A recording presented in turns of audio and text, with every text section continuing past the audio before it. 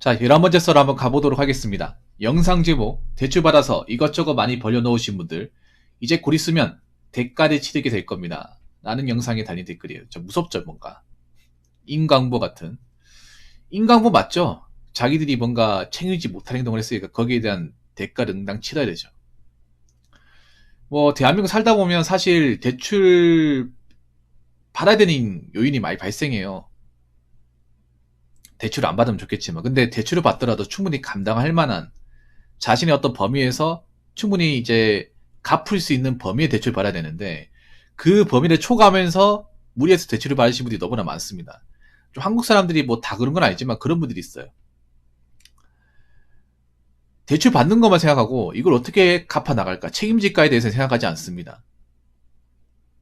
한국 사회에서는 뭔가 대출을 많이 받는 것을 능력으로 치부합니다. 뭐 틀린 말은 아닙니다. 우리나라에서 대출을 받으려면 이제 은행을 가야 되고, 은행에서 대출 금액이 이제 신용도에 따라 다르게 나오잖아요. 보통 직업적으로 안정적이거나 뭔가 벌이가 좋으신 분들이 신용도가 높지 않습니까? 전문직 분들이 신용도가 가장 높죠.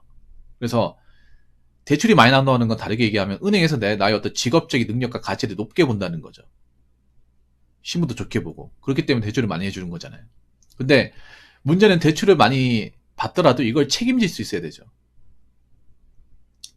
근데 우리나라 사회에서 대출만 많이 받고 이걸 책임지지 못한 사례가 굉장히 많아요. 책임지지 못하면 어떻게 됩니까? 망하는 거죠. 연글 같은 경우에도 그렇습니다. 연글 같은 경우에도 대출이 많이 나온다고 좋아할 게 아니라 이 대출을 받은 것을 어떻게든 자신의 힘으로 책임을 져야 되는 겁니다. 근데 지금 올해가 연글을 이제 많이 받으신 분들이 책임지지 못할 가능성이 굉장히 높아요. 왜냐? 집값이 이렇게 떨어질 거 예상하지 못했고, 거기다가 은행 금리가 이렇게 높이 올라갈 거라 예상하지 못한 것 같아요. 예상했어야죠. 투자라는 게 무조건 오른쪽으로만 가는 게 아니잖아요. 틀린 쪽으로 갈 수도 있잖아요. 내가 예상하지 못한 방향으로 흘러갈 수 있잖아. 그럼 그런 것까지 방비책을 마련해야죠. 우리나라 연끌비트가 욕먹는 이유가 뒤가 없잖아요. 손해봤을 경우, 손실을 봤을 경우에 방비책이 없잖아요. 그리고 카푸어나 이제 어떤 각종 명품 푸어 같은 경우에도 문제가 그런 거죠. 자기가 갚을 수 없는 돈을 대출을 받잖아요. 자기가 능력이 안 되면 자동차 안 몰아야 된다거나, 명품을 사면 안 되는데 능력이 없어도 그냥 대출 믿고 사는 사람들이 너무나 많아요. 그래서 우리나라 지금 가계대출이 점점 증가하고 있어. 우리나라가 뭔가 젊은 사람들도 빚을 무서워하지 않아요. 그래서 오죽하면 이런 말도 나왔을까? 너희 나이 때 빚만 없어도 성공이다. 빚만 없어도 성공이 아니라 디폴트죠. 제로 아닙니까? 빚이 없는 게 당연한 건데, 빚만 없어도 성공이란 말은 무슨 말이냐면 젊은 사람들 중에 그만큼 빚인 사람들이 많다는 거예요. 우리나라가 그만큼 빚에 둔감하다는 증거입니다. 이거 솔직히 쪽팔리는 겁니다. 젊은 나이 때 일해서 돈을 모아야 되는데 돈이 있기는커녕 빚만 잔뜩 있다는 거예요. 제가 그동안 고민 사연을 통해 느낀 게 20대 나이에도 빚 있는 사람들이 꽤 많다는 겁니다. 물론 각자 사연이 있겠지만 20대 빚 있다는 것 자체가 대한민국이 뭔가 빚에 대해서 굉장히 관대하다는 거예요. 근데 빚 때문에 망한 사람이 굉장히 많은 나라도 대한민국입니다. 근데 이 빚 때문에 망한 사람들이 좀 많이 발생할 것 같은 게 올해를 기점으로 좀 그런 현상이 두드러지고 있다는 겁니다. 저는 빚을 지지 말라고 얘기하는 게 아닙니다. 빚을 지더라도 내가 감당할 수 있는 범위, 내 능력에 맞는 빚을 져야 됩니다. 어차피 빚을 지면 갚아야 되지 않습니까? 당연한 거 아닙니까? 남의 돈을 꺼갔거나 대출 받았으면 갚아야죠. 갚아야 되는 책임이 발생하는 건데, 대출 받는 것만 생각하고 갚는 것에 대해서는 둔감하신 분들이 많아요. 그러니까 거기에 따른 책임을 져야 되는 겁니다. 대가도 치르게 되고 못 갚았을 경우. 그래서 함부로 대출 받으면 안 돼요. 대출 된다고 좋아할 게 아닙니다. 그래서 자기 능력이 차지하는 또 않는 그런 대출을 받아서 빚을 갚다가 한계에 봉착해서 못 갚게 됐을 경우에 좀 인생이 심의 난약으로 떨어지신 분들이 발생할 거예요. 우리나라가 지금 보면 겉으로 멀쩡해 보여도 속은 썩어 문드러진 것들이 굉장히 많아요. 아파트 보면 굉장히 막 삐까번쩍하게 지어놨잖아. 근데 저 가운데 아파트에 사는 사람들 중에 과연 연끌족이 얼마나 있을까? 연끌족 굉장히 많겠죠. 지금 신축 아파트 중에 자기 돈 주고 빚 없이 산 사람이 있을까? 없죠, 그냥. 없습니다, 그냥. 다 대출 받아 샀는데 문제는 그 대출 금액 중에 자기가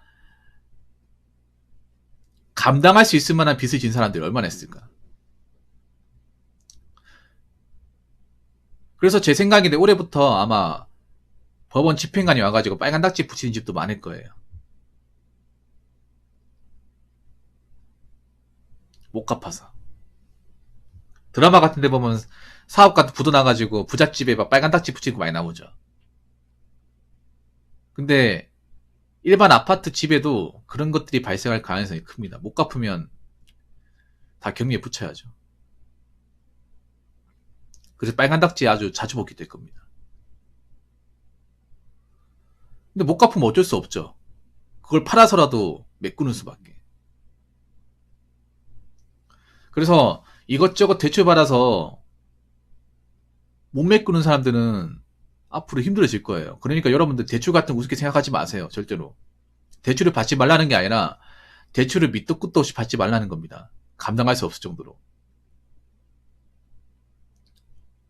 그리고 앞으로 연끌비트 중에 이제 못 갚는 분들 좀 생기고 그분들이 아마 좀 삶이 굉장히 힘들어질 거예요. 연끌 하신 분들 중에 아마 이제 부부도 많을 텐데 뭣도 모르고 대출 받으신 분도 아마 좀 결혼 생활하기 힘들 테고 그러면서 불화도 많이 발생할 테고 그것 때문에 이혼율도 많이 증가하게 될 거예요. 아마 연끌 하신 분들 중에 부부관계가 좋으신 분도 그렇게 많지 않을 겁니다. 이게 사회적 문제가 될 거예요. 그리고 비투 하신 분들 사는 게 아닐 겁니다. 제가 제 방송에 비투 하신 분들이 몇 번 왔었단 말이에요. 사연도 많이 지정했었죠. 근데 맨정신이 아니에요. 정상적인 사고를 가진 사람이 별로 없어. 뭔가 내가 비트코인으로 이제 큰 막대한 채무를 지다 보니까 손해를 보다 보니까 아 비트코인하고 나는 안 맞다. 내가 호황된 것을 쫓았나 보다. 이러고 있을 때가 아니다.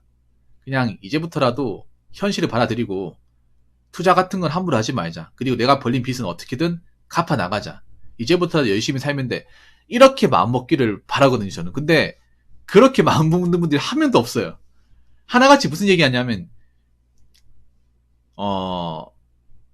내가 이번에 배웠기 때문에 손해봤기 때문에 다음에 올라갈 것이다. 그렇기 때문에 돈 좀 모이면 다시 또 할 거다. 이번에 많이 할 것이다. 한 봐달라 얘기하는 거예요. 와, 대화가 안 통해. 와. 내가 뭐 이런 얘기 하는 사람도 있어요. 내가 이번 연도 돈 어떻게 모아서 투자한 다음에 다시 원금 회수하면 돈에 쏠게요. 안 받는다고 했습니다. 장난합니까? 와. 나한테 그렇게 충고 듣고 그런 얘기 하는 거예요. 와. 이 사람들은 답 없다는 생각이 들었습니다. 진짜로. 무섭다는 생각이 들었습니다. 이 비투가. 사람이 이성적인 어떤 판단을 마비를 시키고 열심히 살 필요가 없다는 것을 뭔가 몸소 보여주는 것 같았어요. 그 시사적격이라는 프로그램 보시면 이 비투 하신 분들 있죠. 이 두뇌 검사를 해보니까 도박 중독자랑 똑같이 나왔습니다. 테스트를 해보니까 그냥 도박 중독자하고 똑같은 거예요, 여러분. 하늘씨 똑같잖아. 도박 중독자도 그런 거잖아요. 자기가 이제 도박해가지고 거금 잃었으면 아, 난 도박하고 안 맞네. 하면 안 되겠다. 집안 박살나겠다. 안 해야 되는데 어떻게 합니까? 돈 있으면 또 하잖아. 이게 비투하고 다를 게 뭐가 있어요?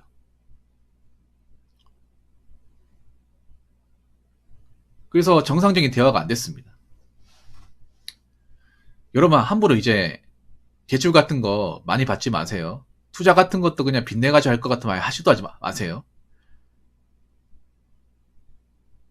뭐 투자를 잘해가지고 돈 많이 버는 것도 중요하지만 내가 가지고 있는 걸 까먹지 않은 게 정말 중요합니다. 특히 없는 사람들, 서민들은 그 돈을 모으기까지 과정이 정말 힘들었잖아요. 그 돈을 그 힘들게 모은 돈을 잃어버리면 다시 모을 수 있는 기회가 흔치 않습니다. 그리고 돈을 모으는 것보다 빚을 갚아나가는 게 훨씬 더 힘들어요. 우리나라가 예금금리보다 대출금리가 더 세잖아요. 훨씬 더 세지 않습니까?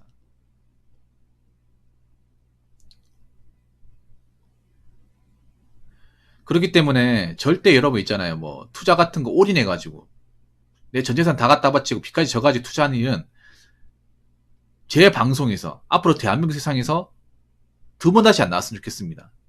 제가 말하는 건 투자하지 말라는 게 아니라 뭔가 올인성으로 전 재산 다 갖다 바치고 거기다 빚까지 져가지고 그런 무식한 투자는 하지 말라는 건 투자가 아니죠. 그건 도박입니다. 도박을 하지 말라고요. 댓글 한번 읽어보도록 하겠습니다. 차 아반떼 ND 중고 차 사서 5년 동안 잘 끌고 다니는데 외제차 굳이 살 필요가 없습니다. 라고 적었습니다. MD 좋습니다. 난 개인적으로 아반떼 중에 가장 잘 나온 차가 MD라고 생각합니다. 왜냐면 지금 봐도 디자인이 그렇게 옛날 차 같지가 않습니다. 약간 시대를 앞서간 디자인이라고 해야 되나? MD가 아반떼 시리즈 중에 평이 제일 좋지 않나? 그래서 아반떼 MD가 지금 중고차 시장 가도 그렇게 가격이 안 내렸어요. 이거 가격 안 떨어져 이게. 가격 방어가 국산차 중에 가장 잘 되지 않나? 난 그 생각이 듭니다 이게.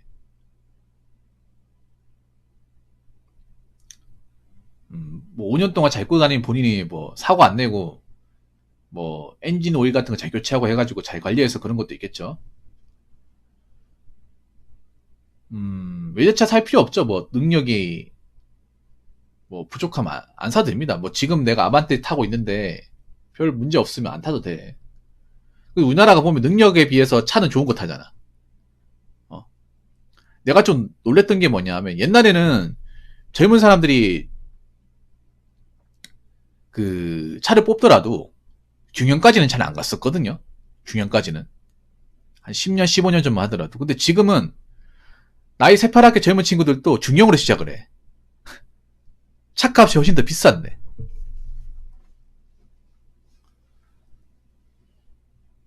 좀 어이가 없거든요. 왜냐하면 돈 벌기도 힘들고 저 친구들이 분명히 돈이 없어. 저 나이에 돈이 있을 수가 없어요. 요즘 취업도 힘들고 돈 나갈 때도 많잖아요. 안 그래요? 요즘에 남자 나이 한 30살 다 돼가지고 사무실 취업하는 사람도 굉장히 많잖아요. 삼성 같은 데 보더라도. 30살 넘어서 취업하는 사람도 있는데 취업할 동안 뭐 돈을 많이 벌니까 돈을 벌지도 못하잖아요. 거기다 학자금 대출도 있고요. 돈 나갈 때가 분명히 많거든요. 아무리 생각해도.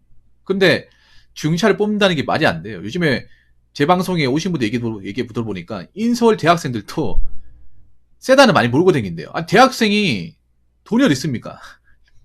돈 나올 데가 없잖아요. 학생이 공부해야지. 학점 쌓고 자격증 따야 될 거 아니에요. 토익 점수 따고. 학생들은 가난하지 않습니까? 이 가난하다고 표현하면 좀 기분 나쁠지 모르겠지만 학생들은 보통 부모님한테 용돈 다 쓰니까 곁에 알바 한두 개 하면서 이제 용돈벌이 하겠지. 돈을 모으지도 못하잖아요. 학비도 비싸고. 그리고 자취생활하면 방값에다가 식비도 들잖아요. 공과금하고. 돈이 부족해야 정상인데 돈이 어디서 났길래 세단을 모는 겁니까? 아무튼 난 어이가 없는 게 그런 거예요. 사실 지금 대학생들이 훨씬 더 돈은 없거든요. 제가 예전에 대학생들 때보다. 그런데 세단은 쉽게 뽑아요. 어떻게 쉽게 뽑겠습니까? 대주받았으니까 쉽게 뽑겠죠. 그것도 무서운 캐피탈 대출. 그냥 대출도 아니고 은행 대출도 아니고 캐피탈 대출. 캐피탈 대출이 얼마나 무서운지도 모르고. 지금도 아마 겁도 없이 차 뽑는 사람들 많을 거예요. 국산차 이제 전시장 가가지고. 자기 갚을지도 못 갚을지도 모르는 그 비싼 자동차를 할부로 지르는 사람들.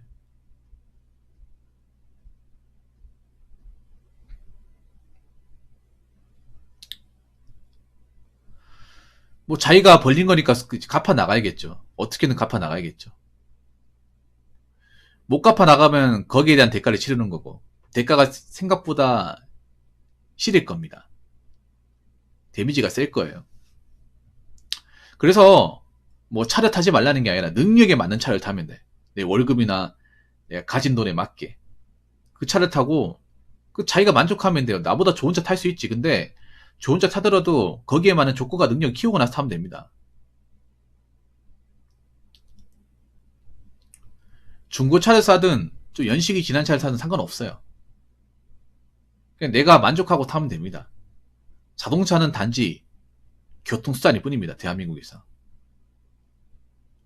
그래서 차 하나에 뭔가 인생을 다 꼬라박고 자빠지게 만드는 그런 사례가 앞으로 안 나와야겠죠. 안 나오길 바라겠습니다. 자, 이상으로 11번째 썰 마치도록 하겠습니다.